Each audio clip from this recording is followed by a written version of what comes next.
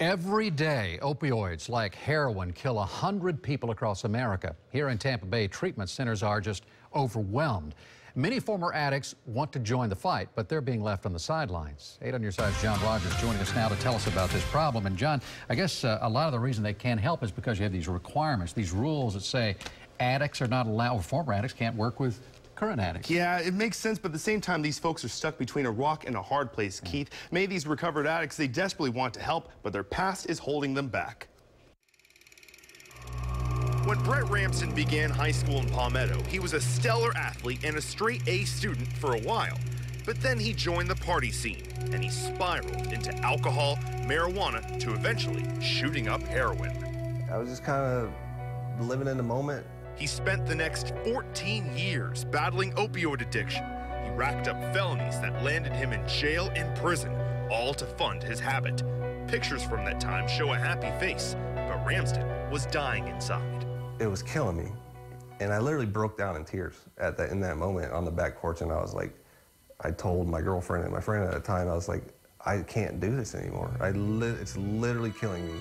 Ramsden finally gave up and got clean.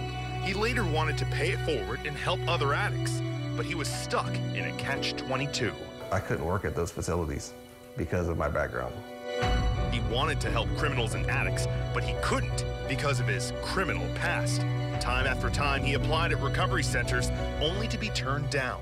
My wife's working, I'm not working, I'm going to school, we got a baby on the way, there's all these things I'm trying to provide for my family. And DCF has strict requirements for hiring former opioid addicts. You must have spent at least 2 years in recovery, and you can't have any felonies on your record from recent years. It's a problem many former addicts are now facing. We have a crisis on our hands. You know, it should be all hands on deck. You know, whoever wants to help, man, let's do this. Let's get on board and let's help these people. And I was being denied the chance to do that. Centerstone is one of the places he had hoped to find work as a recovery coach. The need here is great. We've lost so many people. I can't start to count how many people that I know personally that have died in the past year. It's horrendous. Former addict Leah Kelly had to wait 15 months before she could get the job. Do you think these guidelines are too strict? No, I really don't. And the only reason is because you're working with people who are going through the same thing that you had been through. And unfortunately, if you relapse, there is, there's a trigger for some people. Ramsden feels the need should outweigh the fear.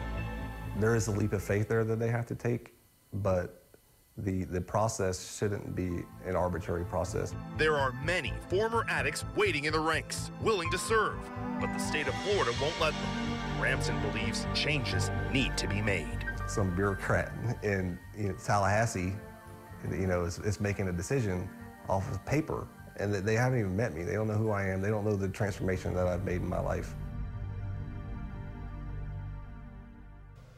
I've made repeated requests to speak with someone from DCF. We wanted to know why these specific guidelines were put in place and whether changes could be made, but no one has responded, Keith. Well, I guess if you're a recovered addict and you see this, and just like the gentleman in your story, I mean, it feels hopeless because you want to help, you want to give back and help others. I mean, what can they do?